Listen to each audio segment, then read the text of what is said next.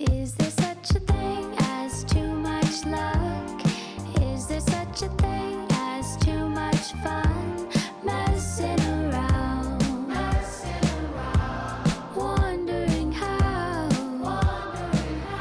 it's taken so long. I'm really so strong. It's not too much at all. Welcome to this week on Too Much with Denise Love Hewett. I'm very excited to be here today with Brooke Lyons, who is someone I know from a previous life, previous incarnation, and for her too. So this is really fun to reconnect and dig into how we both evolved and unlearned and changed. So I'm going to read her bio and then we'll get started. Brooke Lyons is a Los Angeles-based actor and writer, best known for her recurring roles, which I'm sure you know the face, you know her beautiful face, on The Affair, Two Broke Girls, Reasonable Doubt. She's also starred in Lincoln Rhyme, Hunt for the Bone Collector, and Life Sentence. Other television credits include Magnum P.I., Two and a Half Men, iZombie, Psych, The Minty Project, Royal Pains, and The Rookie, and many, many more. A Yale University graduate with a degree in English literature, Brooke has written narrative nonfiction for a number of publications, including HuffPost, Hello Giggles, The Conversation with Amanda DeGatney. Her screenwriting has been recognized as a semifinalist for both Final Draft, Big Break, and The Writers Lab. She currently has several television and film projects in development. Thanks for being here. Thank you for having me. I'm so excited to talk with you. Oh, it's such a treat. I want to start at the very beginning. What were your preconceived notions about Hollywood? Like when you decided you wanted to be an actor, what did you believe you understood about the business? I understood very little. I went to Yale and was not an actor when I got there. I was a dancer, a very serious ballet dancer my whole life. I wanted to be that professionally, and then I had scoliosis, curvature of the spine, had to have the surgery, thought, okay, so that's done. Let's go to college. Went just to get a liberal arts education and study. And it was a very thriving theater community. And I was recovering from back surgery and really missed performing because I'd been performing on stage since I was a toddler. As you do in college, I was like, great, let's sign up for a play. Let's try this. And so I did, fell madly in love with it. And so did theater at Yale, knew zero about film and television. And that was in Connecticut. I am from Connecticut, and all my friends were going to New York. I spent my whole childhood and young life in and out of New York. East Coast is where I've always felt most at home, but I knew at the end of college, I thought to myself, if I don't leave now, I don't think I'll ever leave, and I do want to get new experiences. Let's try TV. Let's go to LA. And so I got the one-way ticket, came like literally knowing no one and nothing. I was like, what is an agent? What might that be for? Like, zero. And remember, we didn't have social media. This is in 2003. So we're talking like not even, maybe people had Blackberries, but like no social media. Maybe it was the beginning of Facebook, nothing like the world is now. And so there was no way from a distance to understand the mechanics of how things worked. And I think it's interesting because the young people today will never have that experience because we have unlimited access to unlimited information. But came with one friend from college, got an apartment, and we were like, great, let's figure out how to do this. What is a headshot? What is an agent? How does this thing work? Yeah, really starting from scratch. Because I came from a background of professionals, doctors and lawyers. You go to New York, you be a banker, you be a stay-at-home mom. A lot of the women were stay-at-home moms, which affected my programming. And therefore, I came and I was like, I'm going to be a starving artist and do whatever it takes. And that's sort of the energy I came into this with. And it worked. You've had a real career, which like this is half the battle is cutting through the noise. As an actor, no one tells you how to get an agent or how to find your path. And so to do that is a feat on its own. But then to work as long as you've been working is also a massive accomplishment. Thank you. I don't know if it is tenacity or if it's just that I'm unbelievably stubborn, because there have been so many times every few years I'm like, that's it, I'm quitting, that's it, this is terrible, I hate this, goodbye. And I've stayed for this long, and I think it is a business of attrition in some senses. There's a lot more to it than that, and I think it's changing in an entirely new way right now. Yeah. But I did. I had a goal. And it's interesting to me because I'm in my 40s now and I look back and there are two things, right? There's a piece that you said where I look at my career and I'm like, wow, I've done so much. I did the thing. I made a living being an actress. I've been on a gazillion TV shows and really feel confident in my wisdom about that. And I know what I'm doing. I'm collaborated with people who are inspiring, all the things. Check, check, check.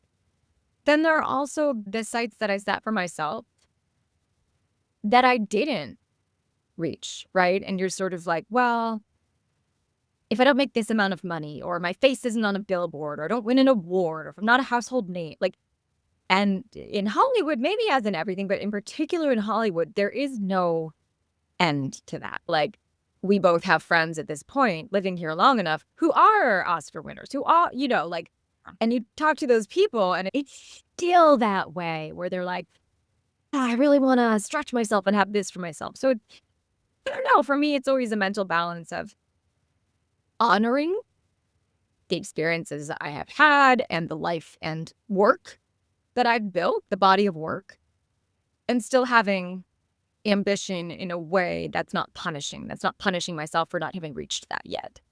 So let's talk a little bit about, as you got deeper into the machine, what are some of the things that as you were succeeding, you were realizing, like maybe I'm reassessing my values here, or maybe I've outgrown this thing. What were some of the key things you started to unlearn for yourself?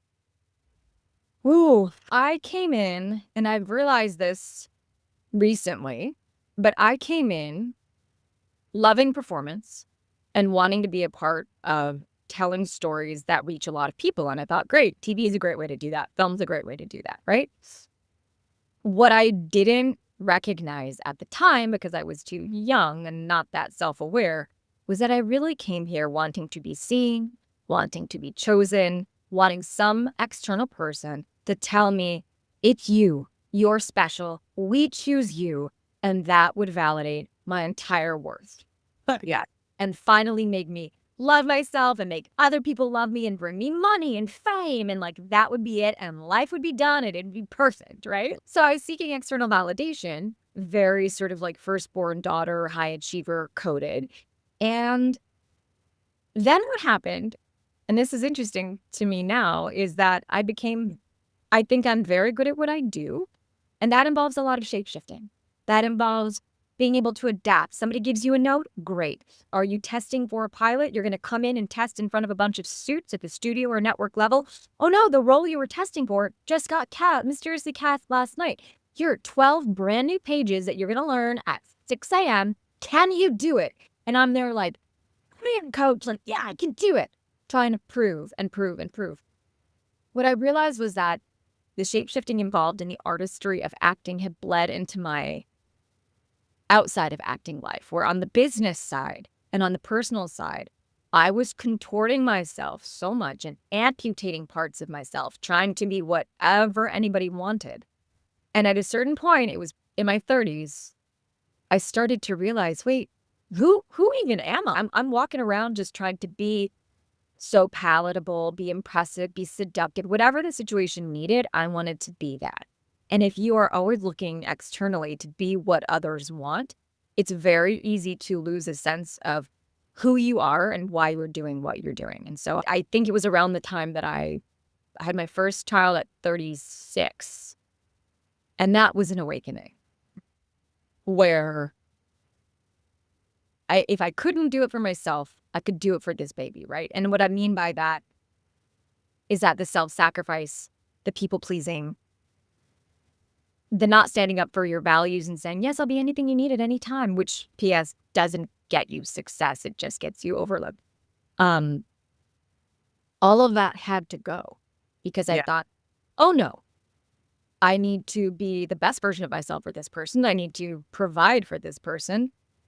Anything that is not aligned, no. It was a real line in the sand when he was born. Well, I think what's hard too is I think this is like a universal theme that a lot of women struggle with, this idea to be palatable or to not be too much. But it's even harder when your financial livelihood is attached to this idea of shape-shifting. You're not being rewarded, you're being paid to be someone else all the time. I know a lot of actors feel this way. But over time, it's like you really have to stay grounded in yourself. But it's hard when you're showing up when you're not supposed to be yourself. Yeah, and I think there is a workaround. It's like that saying, people say that if you come to Hollywood knowing who you are, you'll be successful.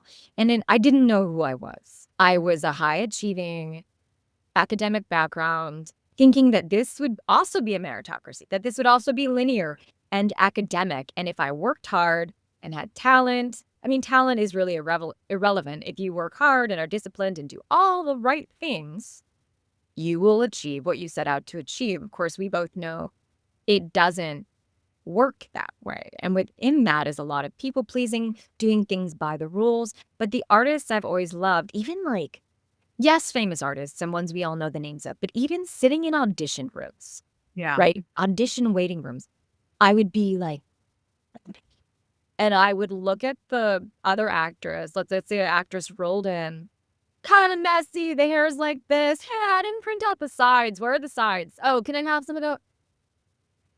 And I just was like dazzled and magnetized by these people. I was like, oh, you are so embodied in your own self and your own life. And that's the twist, right? Because those are the people we want to watch. We don't want to watch somebody doing anything by the book. We Right. want to watch people so embodied in their own truth that everything else is secondary. And I didn't get that for a good 20 years. I saw this amazing interview with Catherine Hahn and Kate Hudson talking about how to lose a guy in 10 days. And Kate Hudson, they were looking for her best friend. And Catherine Hahn comes in and she's like, sorry, I'm late. Oh, sorry. She starts auditioning and then her cell phone goes off. She's like, I'm so sorry. I need to pick her phone. She's like, hey, I'm at an audition. And first, yeah, Kate Hudson and the cast person were like, that's their best friend. That's our best friend. She got the job. Exactly what you're saying, where she's just like, here I am. That's exactly it. Because me, in my 20s, if that had happened, I would have completely lost. Oh my God, my phone rang and they know I'm a person outside of this role and they're going to hate me and I did the wrong thing and I interrupted them. They feel offended. Oh my God, so much of that. And it was the people like Catherine Hahn in that story that, I mean, I'm most interested in watching those people. So of course, aren't we all? Yeah. Who doesn't love to watch Catherine Hahn? I love everything she does. Everything, literally everything. Yes. That's amazing. So I want to go back to this idea of proving our worth work-wise. Because it's something I did in a different category, but it's the same thing, like pitching venture capitalists where 2% of venture capital goes to women. I'm like, why am I trying to prove to this system that I should be chosen? And I'm trying to be so excellent and special and brilliant. And after a while, I was like, this idea that I constantly feel like I have to prove something to be valued. Now I actually feel like I have nothing to prove. And I can see the growth even in small things where I used to get in a lot more Twitter arguments or political arguments on Instagram. And now my work speaks for itself. I know who I am. I don't feel the need to engage in the same way or prove to this person that I'm grounded in my own work. And that's been a big shift to just even see in myself, whereas I'm reacting these days to people that are antagonizing in comments. And I just really want to be loving and compassionate during these times. I'm not trying to convince you of anything. Where's the material if you want to engage? If you want to make your own opinion, I'm available for it. But I'm seeing all those small things where 6 years ago, I would have been like, I need to prove to this person that I'm not what they're saying. Mm-hmm. And that's ego, right? Totally. And ego is not bad. We have it for a reason. But it's interesting, when we were chatting a bit before we started recording, you were saying when you stepped away from your company because it wasn't jiving with the sort of very flawed way Hollywood worked. I was going to say worked, but still works in some capacities. It was an ego death, right? Because your identity is so attached to maybe what it is that you do, or in the context you're talking about, your identity is so attached to the stance that you're taking politically or on Twitter or Instagram. And I think the ego death is honestly what returned me to myself. I had this moment where, and it reversed so clearly. So I was in New Jersey filming Lincoln Rhyme, filming a television show, a nice, cozy procedural for NBC. I was like, that's it. I did it. I climbed a mountain. I got the golden ring. We're all comfortable. We're an ensemble procedural. It's going to last forever. They're telling us it's going to last a long time. Living the dream. I have my 2-year-old son. I'm pregnant with my daughter. Life is great, right? And I'm like, I'm an actress. This is me. I'm an actress. This is my income. This is my money. I like to see my face on television. identifying in all of these ways, right? And then just the hilarity of the timing. So what happened was we're in New Jersey, having lived in LA for 20 years, by the way. But COVID happens. Shutdown happens in March of 2020. I am almost about to give birth. I think I'm like 3 or 4 weeks away from giving birth when the world shuts down. And I was like, oh my. And then we're all texting, is the show going to last? Oh, you know what? Maybe this is just going to be a 2-week shutdown. This is not a big, remember that? This is not a big deal. Oh, it's just a little thing. Maybe at the most it'll be 3 weeks here. No, it's so crazy. None of us even knew. I was so nuts. We had no idea. So then what happens is, fast forward, my daughter is born April 18th with a mask on in New Jersey in the part of the map where it's like, where's the big red dot? Be scared. We didn't know what it was. My daughter's born April 18th, 2020. I come home. I'm now stuck in an apartment with a newborn baby, a 2-year-old toddler. My husband and I are like, we can't even get food. I'm eating granola bars because there's no food on the shelves. We can't get food deliveries because COVID. Then I think when my daughter was 2 weeks old, I get news that my show was canceled. So our family's entire livelihood is canceled. We now have no source of income. And so I'm like, wow, in an instant, I go from like, I have a career, I'm an actress, I'm this person, to being like, wow, now I'm a mom of 2. My body is unrecognizable. I'm like having the night sweats. I'm pouring milk everywhere. I don't know what food I'm eating. I have no source of income. Maybe I will have no career because maybe TV's done forever.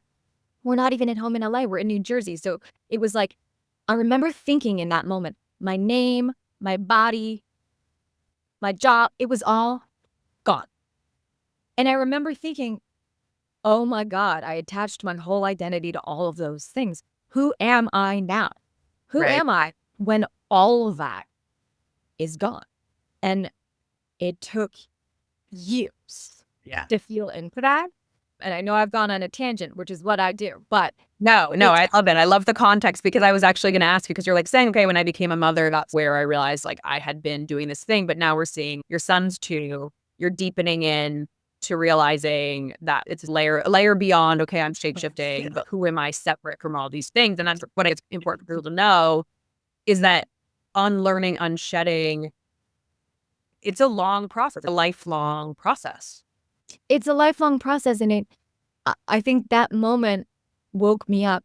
And since then, every time I'm asking, what are the stories we tell about ourselves? When I say, here's where I went to school, here's where I'm from, these are the credits that I've achieved. Like, is that you? That gives us some information about you. But in terms of what you were saying earlier about proving, it sort of removed my need to prove because I thought, wow, all that stuff, all of the data points that I would use to prove my worth were gone.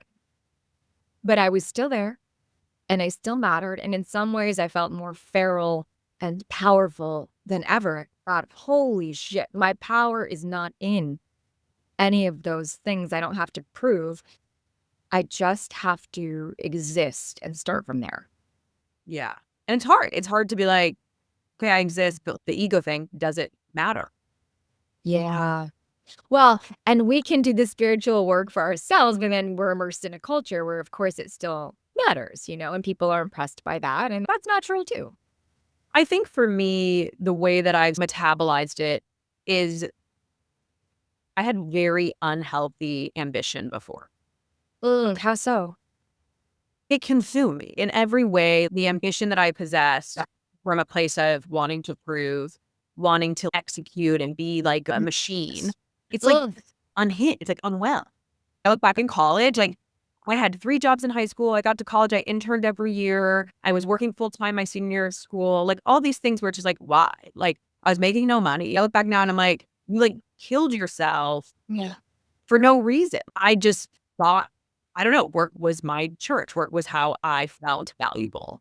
Yeah. Now, I still care deeply about moral ambition, about making a big impact. But my relationship with my work has come from a place of it's different. I have a healthier ambition. It's no longer depleting me in the same way or taking for me or telling me a story about who I am. And a big shift for me is I think ambition is great. In the times we live in, we need a ton of ambitious, morally ambitious people to make this world a better place where we can take care of people and make them feel seen, heard, and loved. But we can't do that at the expense of ourselves. 100%. And I think the difference that you're speaking to is, on one hand, there's the hustle culture, there's the self-sacrifice, working a million things to say you worked a million things to prove that you are ahead of the class and better than the rest or worthy of promotions, money, prestige. And the other one is an ambition that's coming from a place of overflow, of moral clarity and clarity of purpose, where there's still a tremendous amount of ambition, but when you are called to serve, when you're like, I'm not doing this for any reason except that I feel that I'm here to serve. This is my offering.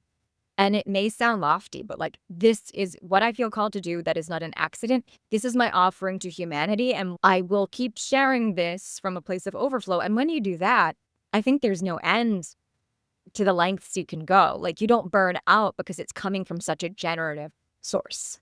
Totally. I always tell the universe, I'm on the bench. Like, put me in coach. Right. I was like, I'm not being of service right now. Obviously, when you're ready, you'll be of service in the most meaningful way possible. And it wasn't like I wasn't of service, but that's how I thought of it, was talking to the universe and saying, like, I want to play on the highest level and live up to my potential of what I'm here to do to support the collective and support the world. And so I'm curious for you, when you got to that place of I just exist, like, how did you come back to work? How did you find your groove? It took several years. So, right, COVID and then having a new baby. And every time you have a child, I think a new identity is born along with the child, right? So you become this new version of yourself and feeling into what that is, right? And when I say just exist, I don't mean this passive, like, okay, I'm just gonna recline with a pina colada and everything's comfortable. I mean, like we were saying, starting with you and the truth of who you are. And the way, it's funny, the way I found myself coming back to alignment, let's say, and to a new approach to my work, I would say for a few years I stalled. And I got into this mode of, especially enmeshed with my programming around motherhood, martyrdom, self-sacrifice. Your mom is a saint if she's there all the time and she's withering into a pile of dust and you're all nourished and fed and she's here like a skeleton on the floor. Like, I felt like a ghost in the house. And because that's what I had put on a pedestal in terms of the identities women embody, and that's what I thought motherhood should look like. Don't be selfish, put everybody else first. Selfish is a big shadowy word for me. Which is funny because in human design, which I know you're also into, my life purpose is to be selfish. And I'm just like, wow, that's a cosmic. Yes. The whole thing, it's like, one of my girlfriends jokes, she's like, mom is to be an example and to teach others. I'm so jealous of you because mom is like, be selfish, literally do what pleases you. That's why you're here and that will unlock everything. But that's my biggest shadow. And especially as a mother, I was like, can't be selfish. So I idled in that space for a while. And this is a story I love to tell. My kids are now like in school and I'm at Starbucks. This is like maybe a year or two ago. I'm at Starbucks. And the barista says, Brooke, booked. And I almost burst into tears because I realized I hadn't heard my name in days or maybe weeks. Because here's why. Mom, babe, mom, can I have a snack? Babe, do you know where And I love those titles and I cherish them and I wanted them and they are very appreciated. But, and also, I had slipped into self-sacrifice at the same time as the entertainment industry sustained COVID, back-to-back strikes, the streaming bubble bursting, and a massive contraction. So my industry, all of our industry, changed irrevocably. So there was no work for a time. So I had no other outlet to go and be Brooke. Right. And the Barks said, Brooke. And I literally almost burst into tears because I was like, oh my God, I failed her. Like I let her like die. Where did she go? I've taken on all these other identities. Where did she go? And it was at that point that I thought, okay, if any of this is going to work. Also, please add in a statistic that, Instagram was whatever, like, by the way, your children's happiness is directly correlated to the mother's level of fulfillment. And I was like, oh, I'm doing all this stuff, but I don't have that box checked off. They're going to be so sad because I'm so sad. And I decided then and there to drop the performance. I'm not going to perform motherhood. I'm not going to have small talk conversations with the people at school saying things that I don't even believe. I'm not going to perform as an actress saying, oh, things are really great, when they're not, when they're terrible, when I have nothing going on. I just had to stop lying to start to find my own truth. And then I set out very deliberately to do things that would bring me back to myself. What were they? Yeah.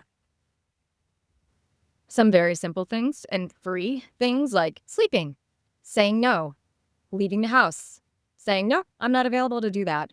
Taking a dance class. Dance is always my first language and my fastest way back to myself. Scheduling a time with girlfriends on a weeknight. Traveling for a weekend with girlfriends. Things that I wasn't in the habit of doing because we all came out of the pandemic, I think, idling in this mode. We got into this mode and we didn't necessarily get out. And so I started making active choices to get back to myself.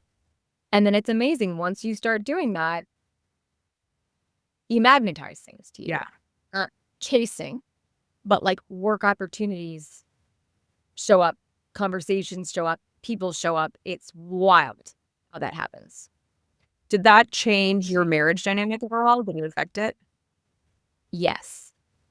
My husband is interesting because he is always encouraging me to do stuff like that more than I am. Like I had a college roommate reunion recently and I thought, no, it's a bad time. It's so hard. And he said, go, book the ticket and get out of here and go. Because he knows that if I do those things to nurture myself, I'm a better partner. I'm a better mother. I'm just a better person. But it does require a letting go of control, which is hard for me. Because if we want to grow, right? If we want to grow and scale and achieve all of our dreams, we need to expand our nervous systems, and also allocate to others. We can't be doing literally everything ourselves. That's unrealistic. But in order to allocate, you need to let go of control. And so this sounds so silly, but it's just a tiny example. Like, okay, if the dinner isn't what I would cook, or if they're not bathed and they went to bed with sunscreen on and the house is maybe not the way I would have left it, okay. Yeah. Okay, fine. You have bigger fish to fry. Like in sort of letting that happen. I think that's true in parenting, in marriage. I think it's true in business to some extent, where if you are going to grow, you need to get better at outsourcing and allocating, which I was terrible at because I'm a total control freak. Did I say that the thing in shared labor, the number one thing, is relinquishing the idea that your partner has to perform the task perfectly? Because you'll never get to shared labor if you're constantly like, they didn't do a good job. They have to go and maybe over time, they will do a good job. They're learning how to do this new task. Totally. And they're going to do it their way. And to be appreciative of that and to not be reactive if things aren't quite right. Because that's the other thing too. Like we have, and this is Gabby Bernstein talks a lot about this, but we have our idea of the way we want things to go. We're calling in things, whatever you are calling in your life, great. Everybody deserves that. But we get attached to how it's going to look. Yeah. How it's going to play. And I think that's what trips us up. Saying, okay, I'm calling this in, but I don't have to be so attached to how it's going to look. If it shows up looking a little different, okay. But let's take a step back and realize, like, it still came through. It's a lot about letting go of control. It's very hard. It's very hard. My number one thing that I'm working on. Everyone on this podcast knows my unhealthy attachment story. But like in relationships, I realize a lot of the anxious attachment stuff comes from a place of wanting to control. And what does that come from? I think it's just like my coping mechanism. Well, look, there was like inconsistent emotional attunement growing up. And I think I whatever coded on the anxious attachment side. And so I realize now when it's like, oh, there's a vibe or I don't hear from someone or you're like I want to control it and eradicate my discomfort. 'Cause I'm like, I know this thing is true. Like, why am I not hearing from them? Yeah. And the old version of me would produce it, take control of it, make it happen. The new version of me is that I only want to date people that are going to do what they say they're going to do. So I don't care what I believe is true. If they don't believe it's true, it doesn't matter. Yeah. Yeah. But it's hard because it's like instinct. And I have done enough neuroplasticity work, wrap my own thought patterns where now I can be like, why do you want to do that? Which is cool because historically I would just give in to the story of not being enough or the story of whatever I've told myself for 20 something years. We're not being chosen or not being picked. And now I'm just like, why do I want to do that? I don't have to give into it, which was a fun thing to notice in myself. Yeah.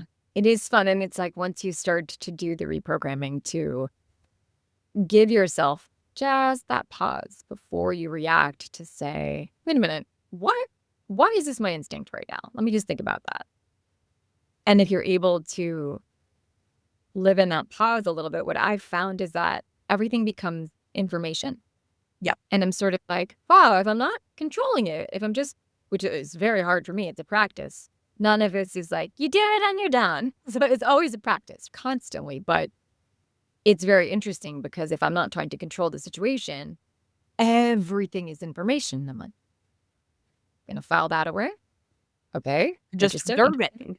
My therapist said that almost in dating is just data collection. Yeah. Oh my God. I love that. And I was like, you're right. I'm just learning about this person, putting a little file in the filing cabinet of my brain and seeing who they choose to be over and over again, because trust is earned over time and everything we had to work through. And so it was really interesting because then all of a sudden you just observe it and just learning, just data collecting, you're showing me who you are. And eventually we'll create a picture of who you are. But right now, these are just dots of data that eventually will connect and tell me. And it comes from attachment style history and it comes from control, but it's also an interesting sort of slippery slope with what we're talking about as far as intuition and trusting your intuition and your gut instinct and moving away from logic and more into your body and all of this sort of divine feminine awakening that we see happening personally and collectively right now in the culture.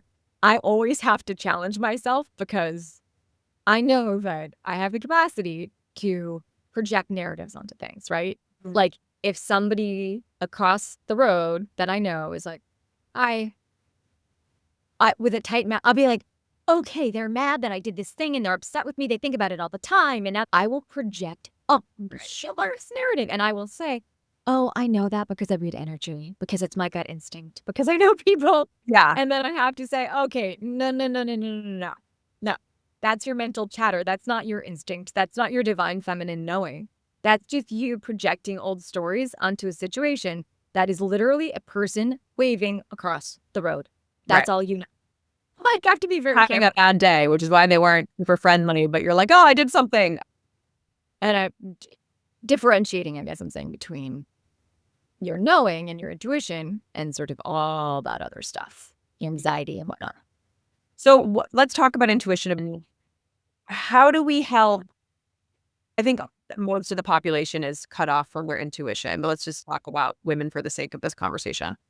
How do we help women stand deeper and firmer in their feminine? Like, what are your ways in? Body. Get into your body. And what I mean by that is that we have these bodies that we are in this lifetime.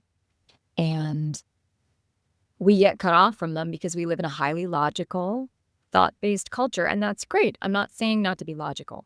But if at all possible, turn off your mind, turn off your logic, do one of those very simple exercises where you tap into the five senses. What are you seeing right now? What are you smelling? What are you tasting? What does the air feel like on your skin? What does your body feel like? Where are you holding tension and why? We forget our bodies, like they become foreign lands to us, like these uncharted territories when it's, what is this? Yeah, truly. Or like the parts of our bodies that we hide or that we cloak with whatever things we have shame around. Get into that. And the reason why is that The body holds unbelievable wisdom. You can do somatic releasing, you can do all of these modalities, but even if you don't want to get into all of that, I think it starts with, number one, silencing the noise. There's so much noise that we can't even hear ourselves. Think, process, feel, silence the noise more than you are, and then get back into your body, because I do think, for me anyway, that the intuition starts there. And you'll start to realize, like, play the little games, right? If you walk into a room, is it a yes or a no? Are you drawn in or are you pushed away? Trust that. And then it's a trust muscle of believing it, right? If for some reason, when you're around a certain person, if you get a headache every single time you hang out with this person, that's a sign that you shouldn't hang out with that person, right? And you can logic it and say, no, this person is great. It's a great networking opportunity. They're friends of my friends. They're in my mom group, whatever the case may be. No, don't trump your body's knowing with logic. Start to listen to the body. Yeah, I think for people that are struggling with, one of my friends like, how do I know it's my intuition or not? Because she was so blocked off from it. And I think there's a bunch of different ways to do this, which is, there's tools like Arrow that affirm what you already know about yourself. There's tools like muscle testing, that's a controversial one, in which you can see your body's response to things. But then there's just things as simple like small choices that you experiment with. So exactly what you're saying. How did that make me feel? I'm going to go notice, how about this person? How do I feel afterwards? Or thought this was right for me. I was excited about this meeting, but like, do I feel good after the meeting? Do I feel bad after the meeting? And like start seeing if your instincts are right. Because it might be if your mind's telling you you want this job and then you take that meeting and you're like, I don't know if I want this job. Then your intuition's saying you don't want the job. But I have to start small if you're not there.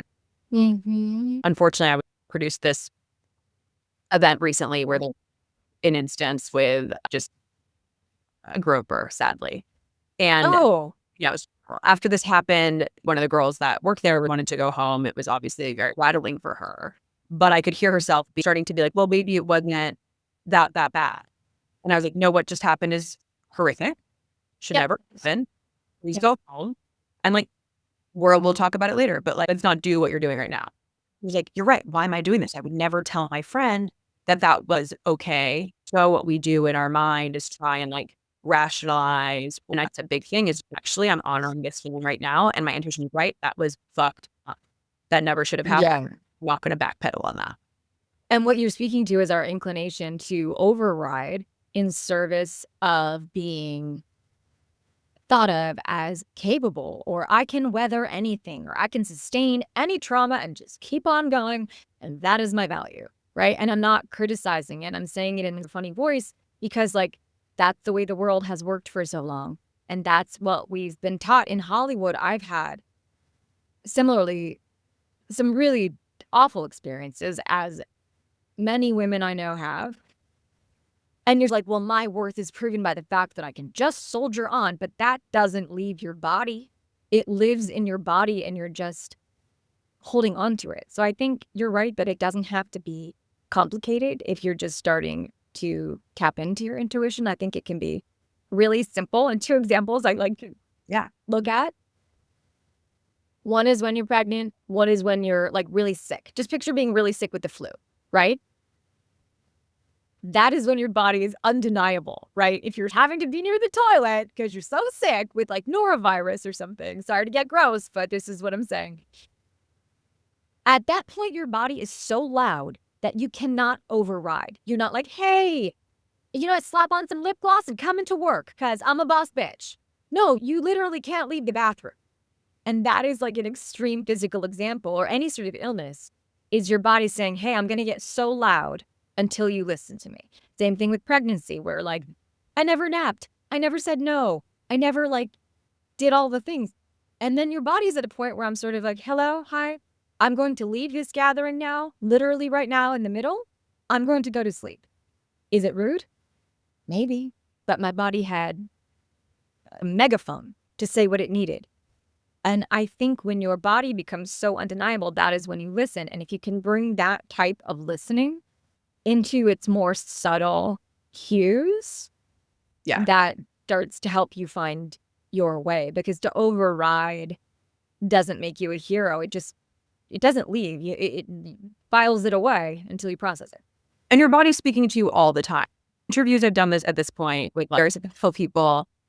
A lot of them, their awakening comes to this idea that they were ignoring their body and then their body got so loud they couldn't ignore it. Whether they fainted on a plane or had an autoimmune condition or like whatever it is, like your body's talking to you. And the more that you listen, the more you can manage symptoms if you have like a chronic issue, the more you can understand where you need to redirect in your life.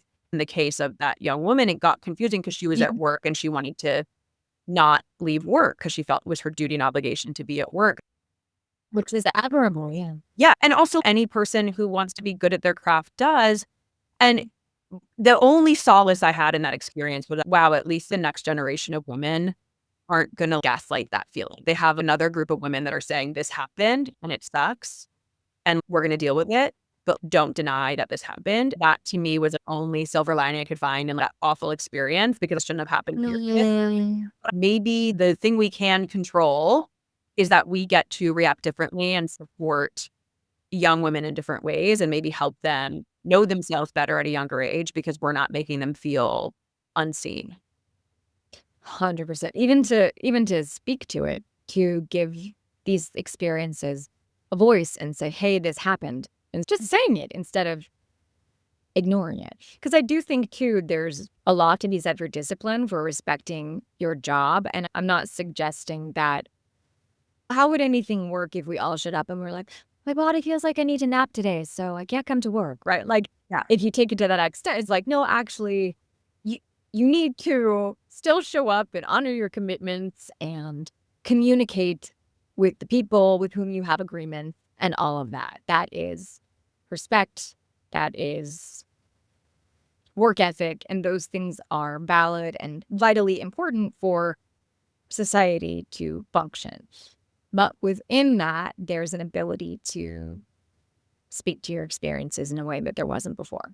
Yeah. And to discern a healthy amount of discomfort or pushing through things we don't like is a good part of being human. But when it becomes you're at an office job every day that's sucking your soul and your body's glaring at you, you're ignoring it and knowing when to say, okay, maybe I need a day to reassess, or maybe this is not sustainable, or maybe this is going to get worse versus pushing through it all the time. Mm-hmm. What you're saying is right, is I've spent so many years bulldozing through what body's telling me. And now I'm like, oh, if I feel a little off today, getting lucky for me, I create my own schedule. But if I feel I'm a little low battery, I can incorporate that into my schedule and say, okay, well then how do I charge the battery so I can continue to show up as my best self, not my irritable, moody self, because she was showing up a lot in my mid-20s. It's totally, and it's so funny as we're talking about this, I still have all the old programming, like evolving and getting older. Like I'm in my 40s. I don't think you get to a point where, like I said before, where you've arrived. No. Because everything is a practice, right? And it's lived experience every day. You make a choice. But it's funny, as we're speaking about this, there's a red light going off in my mind where I'm like, but capitalism. But okay, so like, then how do you make money? Yeah. Because you live in capitalism. Still. Yeah. Capitalism. And that's an interesting question too, which I grapple with every day. I'm sort of like, great that you're self-actualized. So now what then? And I think you're at the precipice of that and speaking to that with a lot of the guests on the podcast.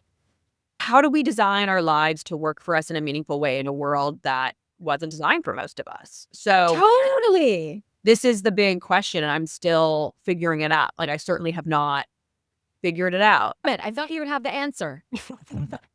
I'm trying to get the answers. I do know the only things that I know is I've gotten farther. The craziest thing that happened was after I shut down my company and had, people might have heard this story before, but I had nothing to get year I shut it down. Taking jobs that are energetically neutral or joyful. And that was it.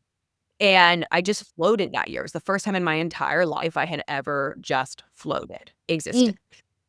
And I was like, okay, but take that, sure, take that. No plans, no agenda, no goal or milestone I wanted to hit. I was just trying to breathe. And that was the year I made the most amount of money I've ever made, which is not a lot of money. But the point is, that's huge lesson for me that it wasn't in the working harder that I was going to make more money, because I had been working hard 15 years prior and hadn't achieved that level of money. And it was all of a sudden where it was like, actually, it's in the trusting and the allowance and maybe not the forcing. And since then, like last year was a hard year, still not a straight line, but I am fully a creative now, in charge of my life and my schedule in the same way you know that this as an actor and a working actor. And I'm able to pursue the creative things that I love. I'm still not exactly where I want to be, but that I'm planning on having a long career. That will change. Like the creative chasm is once you cross it, you're good. And it's all feast or famine. It's not a straight line. Never a straight line, ever.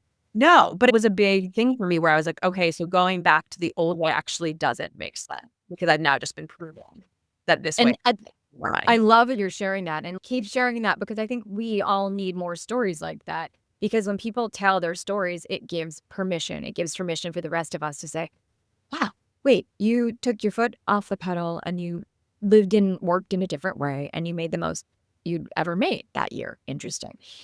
Just to hear it, to start to reprogram what we think is possible. Yeah. And I had a more balanced life. I was working, but I was also traveling and I had more time for the people I care about. And that was something that's become a non-negotiable for me.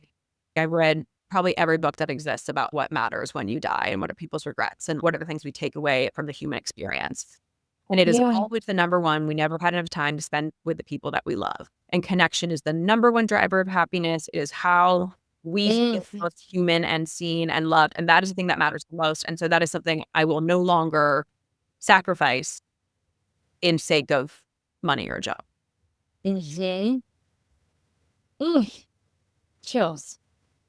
It's an interesting place that we're all in right now because also we are having our individual experiences, but it's important to put them in a historical context as well, not as an excuse, just as context to give it a little color where it's, yes, all of these things, and it's not linear. And there have been some massive economic and geopolitical and environmental forces happening, particularly in Los Angeles, particularly in entertainment, and also, yes, globally, that are wildly out of our control. We don't have to get into that, but also as we take inventory of our own paths and what we've been able to manifest or accomplish, I do think it's important not to view ourselves in a vacuum and say, oh, man, this person did this and that person did this in another era. It's sort of like, whoa. Think about the time that you're in. There have been a lot of external factors happening as well, and giving yourself a bit of grace for that to still be living your truth and being ambitious and setting goals and moving toward those in this context is brave and it's bold. I don't think I'm alone in my thinking of like, you're here too, which is like, what is this life that I want to live? Because those forces that are showing us there is no safety. There is no pension. There is no retirement plan. There is no any. So you have to relinquish the thing that you thought was going to make you happy because we've hit a place where like my generation can't buy houses unless you're won the work lottery or you're independently wealthy or a parent who's helping you. The American dream has come to a standstill. And so I think it's important to be like, okay, if I was sold this, but I can no longer get this, then what do I actually want? I think that's a really exciting, in as awful as it is that we're all like feeling this much discomfort. When you don't get the things you want, you are forced to analyze what you actually want, and it gives you clarity of purpose and vision. It's the same thing I talk about in my love life, which is like I've had so much heartbreak, but it's forced me to get really clear about what I want. And I know I will have the relationship I want because I've had to get. Wow. Yeah. And all of those things are leading you toward that clarity. And sometimes you don't know, right? Like it's hard sometimes to keep going when you don't know where you're being led or why. But yeah, I don't own a home. And that's been one of my biggest triggers and my biggest shame. I don't know if it's a trigger, that's the wrong word. Like a shame, source of shame because of growing up thinking like, that's it. That means you did it. You have the family you own, the home. This is your house that you own. You did it. And it's wild because I can very easily shit on my entire career because of that one fact. Right. And be like, it was nothing. I never did anything, which is sort of like, well, no, that is an old story. You are all living in a different time right now. And it's been an adjustment to really ask, yes, that's an old story, but also why is that important to you? What is it that you really want? Is it security? Is it stability? And how can you resource yourself with those things in creative ways? That's hard for me too, is when you're creative, is if the material things don't all reflect it. I'm like, are you a successful creative? Like, I do this a lot too.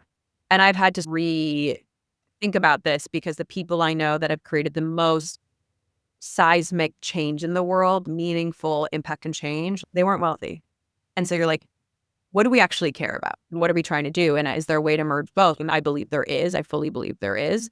But I don't think we have a lot of modern examples of that because we don't have a society that values creativity or impact or social change. We value other things. Hopefully, we're going to get to a place where we can merge. Those things don't become binary. They become a much more normalized experience. Mm-hmm. Yeah. Yeah. Okay. Well, before we leave you, I would like you to share with us, if you could leave us with one thing about redefining your blueprint for life, what would you tell us? Cool.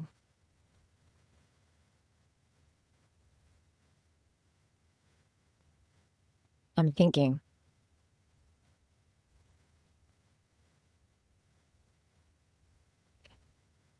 It's that everything you are seeking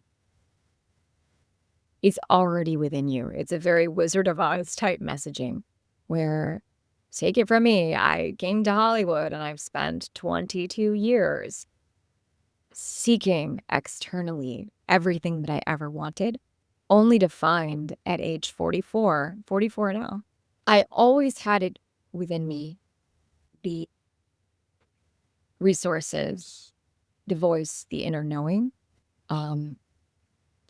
Turn that gaze around and look inside and see what you can alchemize from yourself, because you didn't come here by accident. The things you want are not by accident. You are not by accident. There's nobody in the world like you. And so the things that you take for granted about yourself, those are your gifts to share and to be of service in the world. Start there. I love that. And one more, just selfishly, your next goal. It's just coming into focus. The industry's in a really weird place, and I've been shifting out of wanting to be handed something and into authorship, meaning I'm a manifesting generator in human design, and that means, are you also a manifesting generator? No, I'm a manifester. Stuff happens fast. Mine's on the universe's timeline, so I you also have more energy, so I'm very jealous. But I have energy when I'm aligned, but it can look very chaotic. And so to answer your question about a goal, I'm sort of like, what do I want in this life? Oh, or next. Despite Hollywood's very strange place, I want to work as an actor with phenomenal collaborators who inspire me on shows that I think are challenging and important and exciting. I want to write a narrative nonfiction set of essays as a memoir. I want to blow out my Instagram, which has started with a lot of just lived experience, and make it a vibrant community. I want to nurture all these different things, which, again, before I was like, that's crazy. That sounds fragmented. But as a manifesting generator, you're supposed to do lots of different things. So really keep creating. And in the ecosystem, it all will connect. It'll make sense, I think. I don't think they feel fragmented. And so obviously we'll put in the show notes where they can find you so they can join the Instagram community. Thank you so much for being here and taking the time to share with us. Thank you for holding a space for this discussion. You're doing such beautiful work, and I'm happy to be a part of it. Thank you so much for listening. If you do like listening, it would mean the world to us if you could subscribe or review the podcast anywhere that you watch or listen to the podcast. It really helps with the algorithm to share this with the world. I want to give a special thank you to young Spielberg and Sarah Yarkin for their beautiful work on our opening jingle, Dana Boulos for her help with the beautiful art, and to all of you for tuning in and keeping this dream alive. If you want to hear certain topics or from certain guests, please feel free to email us. We really, really want to hear from you and see how we can best support you. See you next time.